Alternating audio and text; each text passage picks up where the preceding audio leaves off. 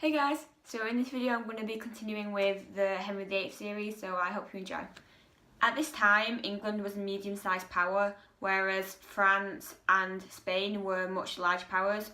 France was headed by Francis I and Spain was headed by Charles I, who was also the Holy Roman Empire, where he's referred to as Charles V. And then Spain and the Holy Roman Empire together are called the Habsburg Empire, which is what I'll probably refer to them as, just so you know. And then Wolsey's aims in foreign policy was to create better relationships between England, France and the Habsburg Empire to prevent England becoming diplomatically isolated, which just means England being alone and a weaker power in Europe as a whole, needed alliances with strong countries. And Wolsey also wanted to play these two major powers against each other to England's advantage. And he also wanted to provide opportunities for Henry to gain military glory, as that was one of Henry's main aims throughout his reign. And he also wanted to make Henry seen as a major peacemaker, which would also give Henry a good legacy as king. So now I'm going to go through some key foreign policy events during the start of Henry's reign. So first, in 1514 was the Battle of the Spurs, which was the final battle in the war between France and England, which ultimately gave victory to Henry. And then in 1518 was the Treaty of London, which was a diplomatic triumph for Wolsey as he initiated it. And this promised universal peace and was signed by 20 European leaders. However, it only lasted for 3 years. And then in 1520 was the Field of the Cloth and Gold, which involved Henry and Francis I meeting near Calais, which is in France, and it was a splendid showcase of English wealth and power. However, nothing was actually decided, so it was arguably a waste of time. And then the Treaty of Bruges, I think you say it, is where Wolsey agreed to support Charles V against France in a war, based on the idea that Charles would give Henry the French crown after France was defeated. However, this didn't happen since Charles gave Henry little military support, and then after the Battle of Pavia, Charles released Francis after capturing him, and so basically means the war achieved extremely little, and it cost a lot. It cost £430,000. And then England made an alliance with France to fight Charles V between 1525 and 29, which failed again because the French were defeated by Charles and England proved to be very little help, which seriously damaged Henry's and England's reputation.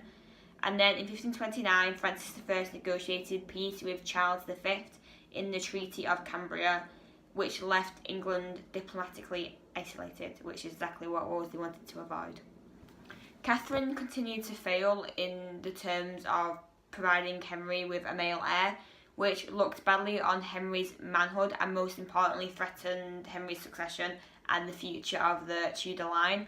Overall, Henry blamed the marriage for this, since he blamed Catherine for not producing a son, because Henry knew he could, as he had a son with a mistress called Henry Fitzroy, and he was also losing interest in Catherine as a wife as a whole, as he was becoming infatuated with Anne Boleyn, who was quite flirtatious and loud. And the lighting's gone really weird. Henry also thought God was punishing him for marrying his dead brother's wife. As it says in the Bible in Leviticus, if a man shall take his brother's wife, it is an impurity, they shall be childless. And obviously Henry was deeply Catholic, so he would have believed this and thought that his marriage to Catherine went against God. And so because of all of this, Henry wanted an annulment, but the problem here was that only the Pope could approve it. And Charles V was Catherine's nephew, and he had control over the Pope by this time, and so since Catherine obviously didn't want the annulment to happen, Charles didn't either, which meant the Pope was likely to refuse it.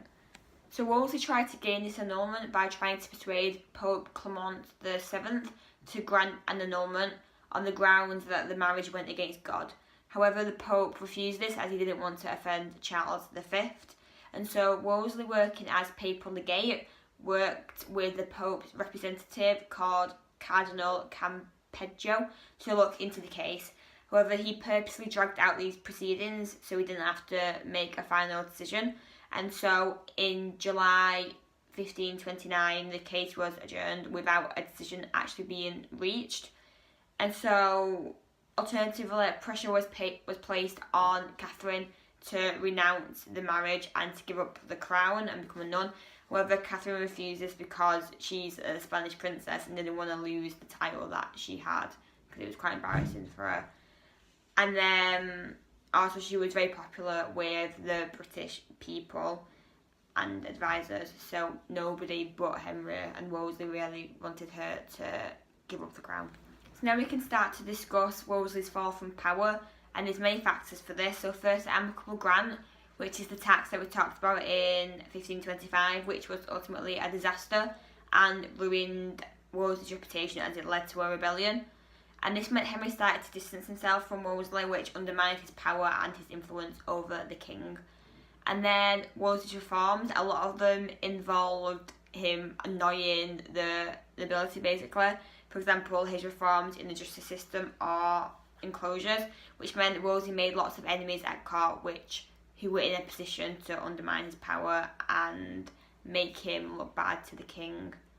And then the annulment, because Henry was becoming increasingly impatient with Wolsey's failure to get this annulment, and he began to believe that Wolsey was actually working in the Pope's interest and not Henry's. And then also the Boleyns, because Anne's father, Thomas Boleyn, and brother George Boleyn had a big influence at court, and obviously they wanted Anne to become queen, so they started to plot against Wolsey, and they also suggested that he was siding with the Pope. And Anne hated Wolsey anyway, so this helped persuade Henry to get rid of him. And then foreign policy, as Wolsey failed to build an alliance against Charles V, and then especially after the Treaty of Cambria, England was left diplomatically isolated and vulnerable in Europe. And so Henry was now prepared to get rid of Wolsey, as he completely lost confidence in his ability as a diplomat. In October 1529, Wolsey was stripped of all his power and he exiled to York. And then in July 1530, Wolsey was summoned to London on charges of praemunire, which means working in the Pope's interest, but he died on his way to trial. So now we can start talking about Cromwell and his rise to power, who basically took the place of Wolsey after he died. And so similarly to Wolsey, Cromwell rose from a very humble upbringing. He was born from an innkeeper, and then he travelled Europe and became a lawyer. By 1519, he became a member of Wolsey's council. By 1529, he became an MP, and by 1531, he became a member of the Privy Council. And so we can discuss the reasons why he managed to gain this power.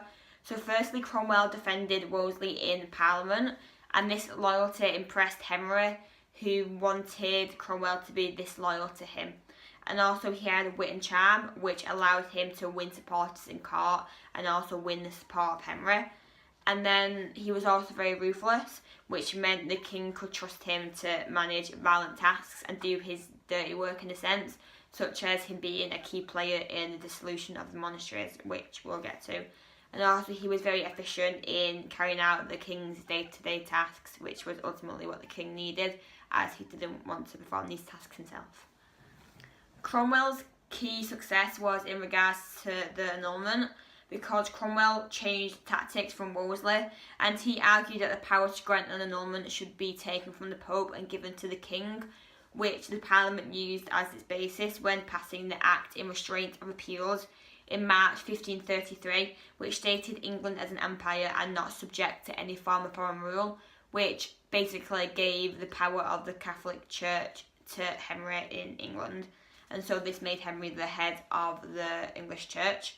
And so a divorce hearing from this began in May 1533, and then the court announced that his marriage to Catherine was never valid in the first place, but then he had a secret marriage to Anne, which was valid.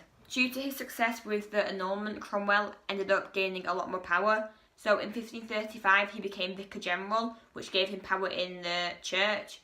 And then he became the Master of the Rolls in 1533, which meant he became more influential in law as an MP. And he also became in charge of Henry's household and was given the title of Lord Great Chamberlain in 1540. And then he also became the Chancellor of the Exchequer, which meant he was in charge of finances.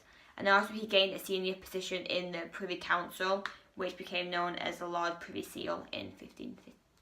Near Calais in France, and it was a splendid showcase. Is that in France? It's in France, isn't it? Dover and then Calais. I'm gonna go Google.